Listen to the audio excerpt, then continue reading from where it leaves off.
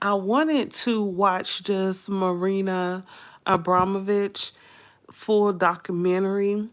It looks like this documentary was put on YouTube about 5 months ago. But if you don't know who Marina Abramovic is, she is the lady that's seen dancing in the circle with Jay-Z. She's also known to be involved in some type of spirit cooking. And yes, it's dark because I thought this would be a great time to watch this video with everyone. If you're into this mess now, what I do like to do, like I said before, I like to be nosy. So I just wanted to find out, who this woman really is, Marina Abramovic. So she is, again, the woman, I guess. Oh, I'm sorry. I was watching it on TV and then I said, let me just go ahead and do the video on YouTube here because I was going to talk about it anyway. This way I don't have to take notes or anything and I won't miss anything. And I like this whole watching the video and doing my commentary. I'm getting used to that. I'm really liking that. I really am. I hope you guys like it as well. But again, this Marina Abramovic, she's mostly known for being involved with Jay-Z and Beyonce. So Big Homie CC allegedly stated that Marina Abramovic came to visit Beyonce and Beyonce had to do all this whole spiritual thing, this whole spiritual ritual before the lady even came. Like she had to have a certain drink. She had to have incense burning for a couple of hours or something before she even came there. So the video is pretty dark because she is a pretty dark type individual, right? But I was watching a little bit of the documentary, and it looks like, she probably just came from a whole very dark place, as a in her childhood. Looks like she was beaten a lot by her parents. Her parents were both in the military, and that's how they met. And then thank you for hitting that lights up. Make sure you guys subscribe to my channel. But I hope it's not too dark for you. But I'm just curious to know who this lady is, okay? Because it's rumored, and all this is alleged, it's rumored that this woman is supposed to be this dark witch or whatever. And I'm thinking, I don't know. Let's see. Let's see, where did she come from? What did she go through as a child? Looking at the little clip that I did see, it looks like her mom may have been a product of incest or something. I don't know. Her eyes seem kind of far apart or something like that. I don't know. But it looks pretty scary to me. Hi, Charity Wilson. Yes, make sure you guys subscribe to my channel. I really appreciate that. And hit that thumbs up button. But yes, it is dark because I was getting ready for bed. Well, not really getting ready for bed. I was in bed watching this video. I was going to watch it till I fell asleep or until I just pause it. But hi everyone. Hi. But yeah, let's get into it because it's already late and I don't really like being up so late. So I'm not sure if I'll get through this whole video. But yeah, let's get into it, you guys. Oh, it's like a scary movie. I like scary movies, so I'm okay with it. But like I said before, it is, we know this woman is pretty creepy. So I hope it doesn't weird you guys out. But let me pull it up here. I just wanted to get an understanding of who this woman is. And this can explain a lot about what Jay-Z and Beyonce are pretty much, what they're dealing with. and other celebrities. Rawness and his willingness to push the boundaries of human endurance. Although she began her career as a painter, in time she would turn her attention to performance art in the early 1970s, where she would start exploring themes of the body, pain, and trauma. She's been known to put herself in extreme physical and emotional states, testing the limits of what her body and mind could withstand, as well as how the viewing public would interact. Over the years, Abramovic has continued to create Hero the GOAT. innovative work. She has performed in some of the world's most prestigious museums and galleries, and her work has been featured in numerous films and documentaries, and continues to do so to this day. Together, we'll be taking an intimate look at Abramovic's life, from her early childhood to the woman she is today, as well as discussing her work from the rarely heard of to her most infamous, in hopes to understand what drives her to create such extreme and challenging art. Just how exactly has Marina Abramovic become such a complex and fascinating figure? How does she on a become horse. pioneer in the field Who of that remind performance y'all art? of? And how has her work challenged and inspired audiences for decades? Like Beyonce. Please don't forget to subscribe and hit the notification bell to see more content on the weird and wonderful And so side of this art. is on, let's see here, let me make sure I shout these people out. This is Blind Dweller. Okay, you guys check out their YouTube channel here. Let's get to And with it. that said, welcome to another video, everyone. This is the story and performance art of Marina Abramovic. Performance art.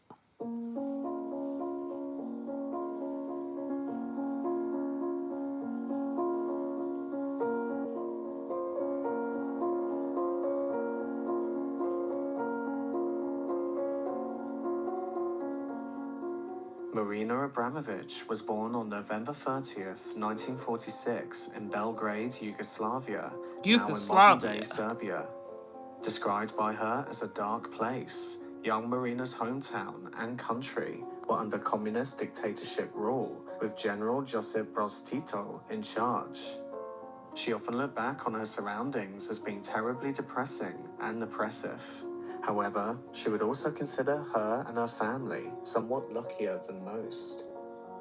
Abramovic's parents were both Yugoslav partisans during World War II. They were both awarded high positions in the post-war government and celebrated as war heroes. Even her dad looks a little, According to Abramovic, her parents' first meeting could easily be described as nothing short of a dramatic fairy tale in the midst of terrible bloodshed. Her mother, Danica, was a major in the army, fighting on the front line and protecting wounded partisans. During a German advance, she came down with typhus and was lying unconscious among the badly wounded with a high fever and covered in a blanket.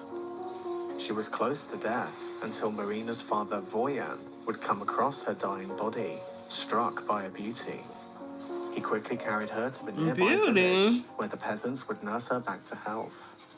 Within just 6 months, she was back on the front line, saving yet more injured soldiers, one of which would be none other than Voyan himself, horribly wounded and bleeding to death.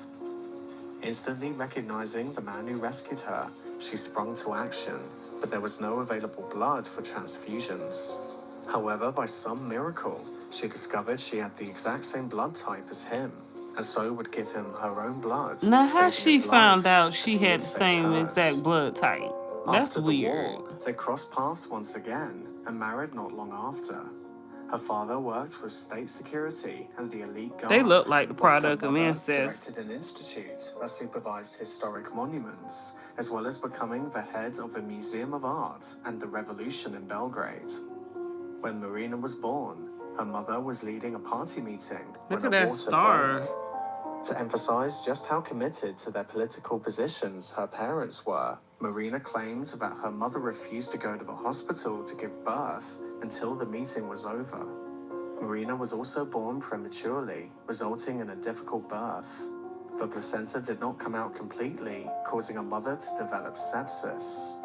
Once again, she was nearly on the verge of death and had to stay for a long period at the hospital until she recovered.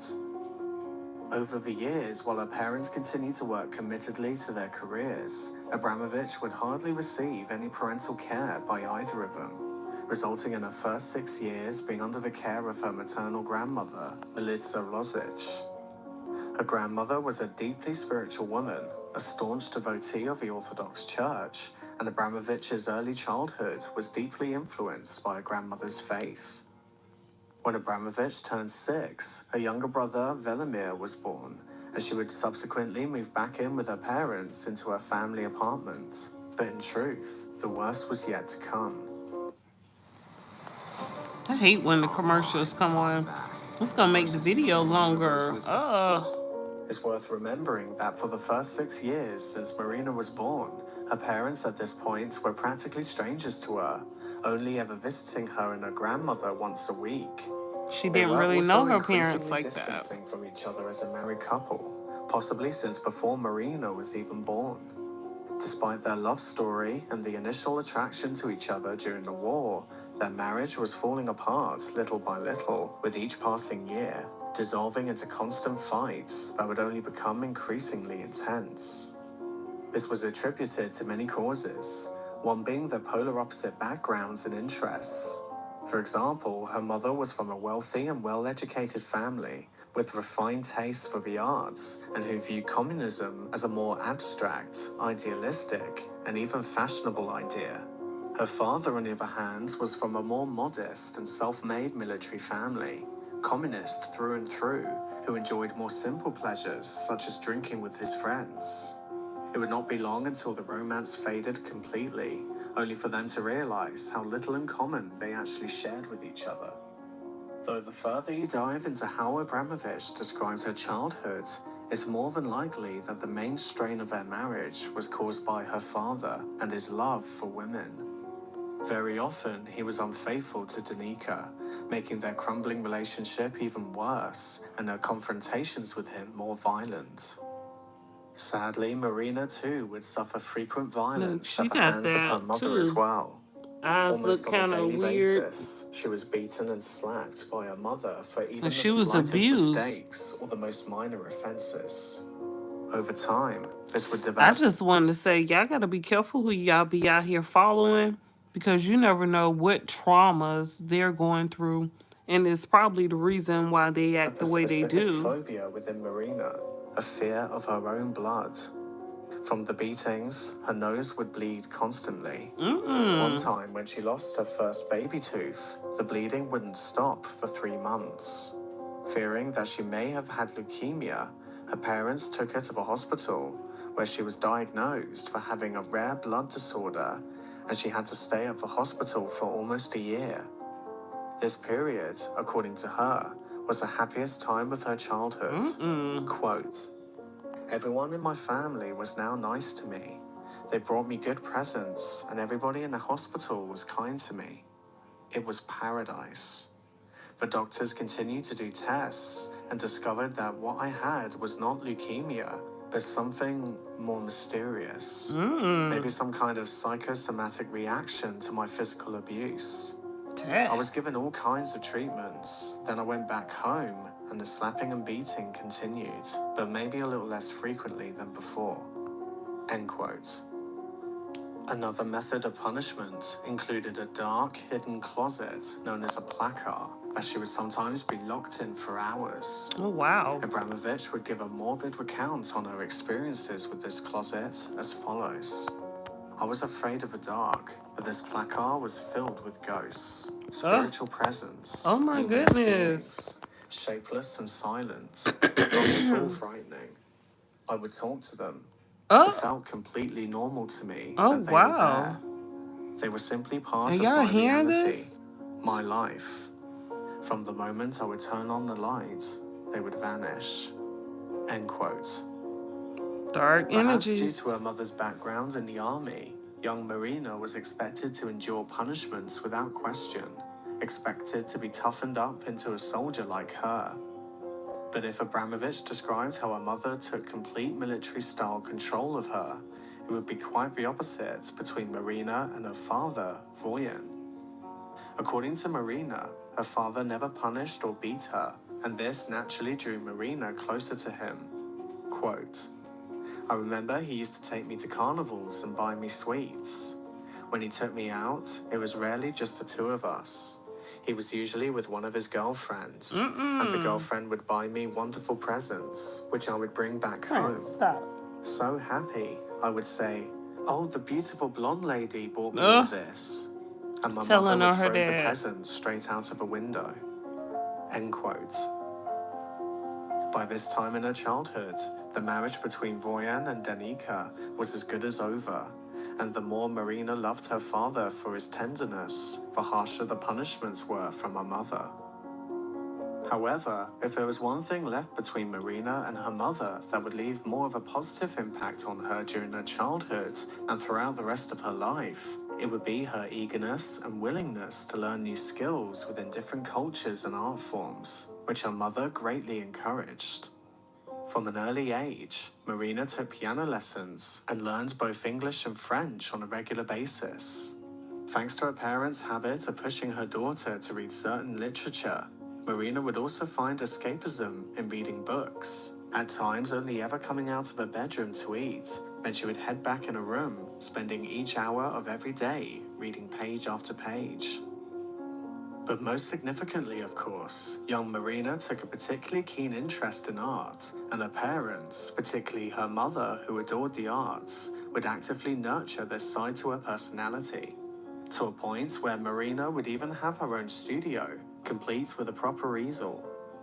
Marina would describe how her first paintings consisted mostly of her dreams, which Marina remembered very well and would write down, later to be painted. She recounted only using two colors each time she painted, a deep green and night blue. Quote, I was always attracted to these two colors. I can't quite say why. For me, dreams are green and blue. I took some old curtains and made a long robe for myself in those precise colors, the colors of my dreams. End quote. As the years went by, Marina's father would buy her a set of oil paints and arrange a painting lesson with a partisan friend of his, an artist named Philo Filipovich, who painted abstract landscapes. During their first lesson together, he cut out a piece of canvas on the floor, opened a can of glue and threw it on the canvas. He then proceeded to add a bit of sand, some yellow, red and black pigments. To Marina's surprise, he then poured half a liter of gasoline onto the canvas, lit a match, and everything exploded. Afterwards, he turned to Marina and said, quote, this is a sunset. After he left and the charred remnants had dried, Marina pinned it to the wall, totally in awe of it. However, after returning home to it after going on a holiday with her family, to her disappointment, the August sun had dried out the artwork so badly that the color was gone and the sand, ashes, and pigments had all fallen on the floor. The sunset had quite simply vanished. This incident left an incredibly profound effect on her, whether she knew it at the time or not. But certainly looking back on this event later in life, Marina realized that the end result proved to be entirely insignificant when compared to what truly captivated her the most, which was the process. It was the actual making of the art that left the lasting impact, rather than what was left behind. The journey instead of the destination. That looked like a prison uniform. Would be what truly motivated her as time went on, to eventually step away from the paints and the easel to head directly towards the beckoning call of performance art. Perhaps if it weren't for this one fateful meeting arranged by her father, Marina's life would have never taken shape as it has done so to this day.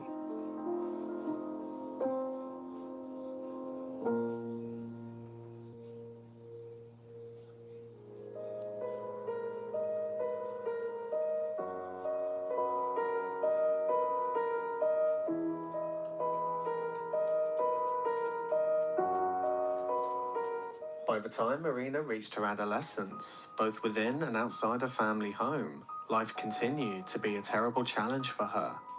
Often she and her brother were forbidden to bring friends home due to their mother's germophobia, resulting in them being very shy and bullied by the other kids because of it. Quote, "My teenage years were desperately awkward and unhappy. In my mind, I was the ugliest kid in my school, extraordinarily ugly. I was thin and tall, and the kids called me Giraffe. I had to sit in the back of my class because I was so tall, but I could not see the board, so I could not get good grades. So she was almost Finally, like they figured bullied out or I needed glasses. We're not picked talking on in about normal school. glasses. These were the ugly kind that came from communist countries, with thick lenses and heavy frames. So I would try to break them by sitting on them or by putting them in a window and accidentally closing it." End quote. A newsflash, a plane's gone down. My child is on that plane. I'm sorry. There are no survivors.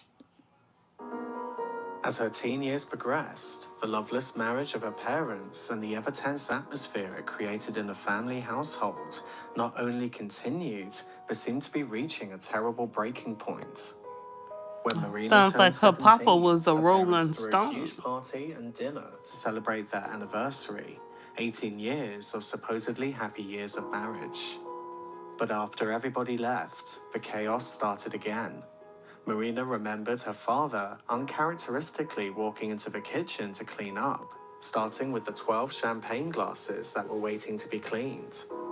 Turning to her, he said, quote, "Let's wash the champagne glasses. You dry." But within moments, his father broke the first glass he picked up to wash as her mother walked in, and she exploded with rage. Quote, "They had just spent several hours pretending to be happy as she built up all of that anger and bitterness. She saw the broken glass and started yelling at my father about everything, about how clumsy he was and what a disaster their marriage was and how many women he had slept with. Oh, wow. He just stood there, and So I watched she had a silently, lot of holding this trauma little towel in my going hand. on in her house. She yelled and yelled, and my father said nothing. He didn't move. It felt like a Beckett play. After many minutes of her lamenting about all the shit in their marriage, she stopped, because he was not responding. Finally, he said to her, 'Are you finished?' When she replied yes, he picked up the other champagne glasses, and one by one, he smashed all 11 on the floor.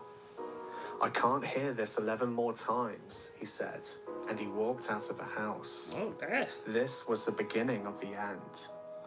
End quote.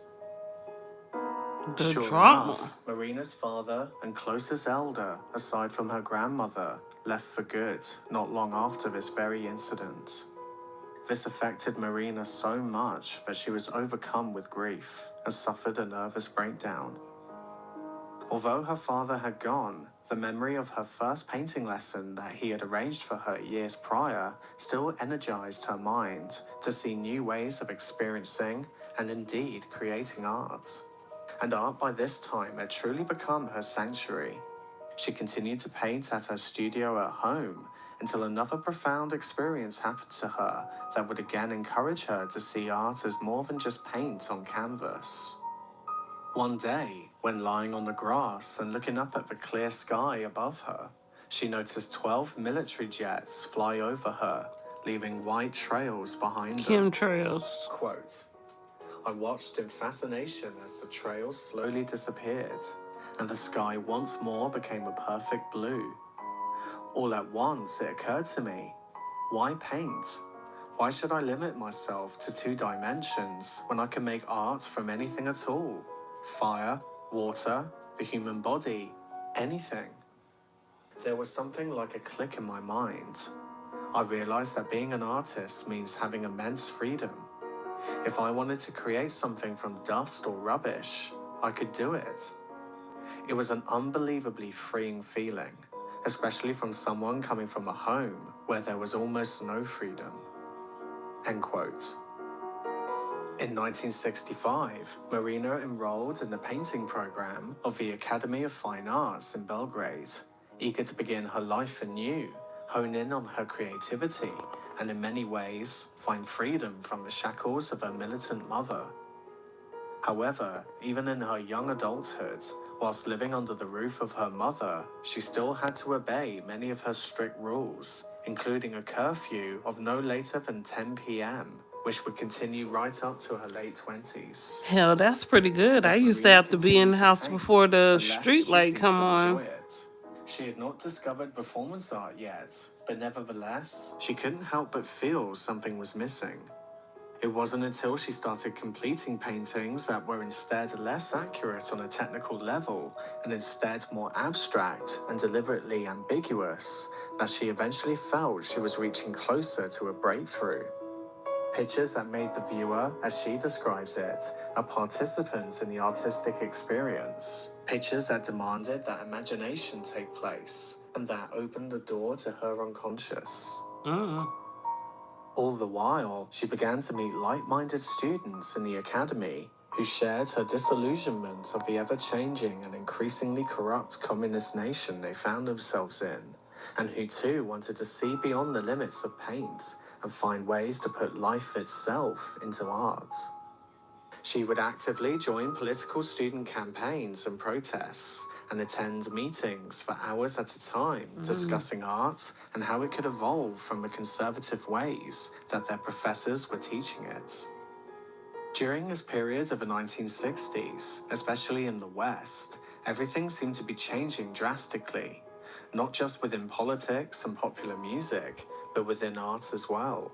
No longer was art seen as merely a commodity by new emerging artists, but due to a surge and growing interest of avant-garde experimentation, new concepts, such as performance art, were beginning to garner wider attention, especially amongst younger crowds within art schools and art scenes. And the Academy of Fine Arts in Is that a Belgrade pad? would be no What is exception, that? as these new ideas began to leak into Europe.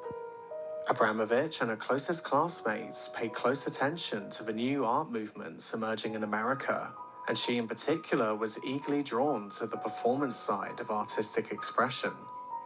Finally, Marina had found a viable opportunity to work with whatever surrounded her and unite it with her creative output and emotional expression.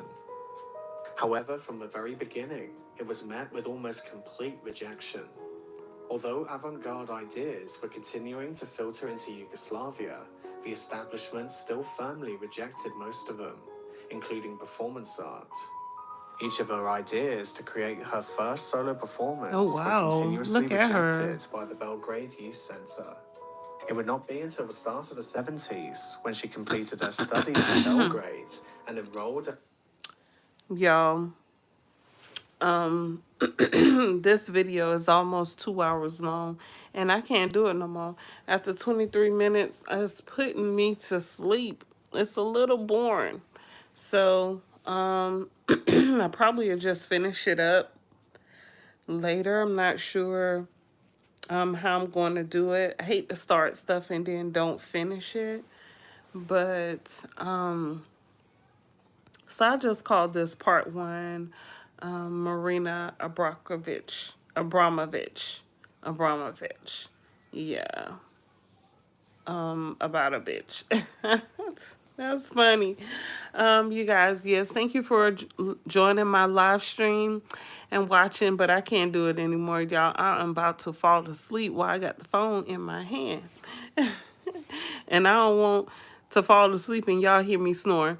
Make sure you guys subscribe to my channel. I greatly appreciate that. Hit that thumbs up button, okay? And I'll finish this if y'all want to see it on another live. I still have to watch Nyla's live and find out about that preacher who passed away around the time Dwight Howard came to visit him.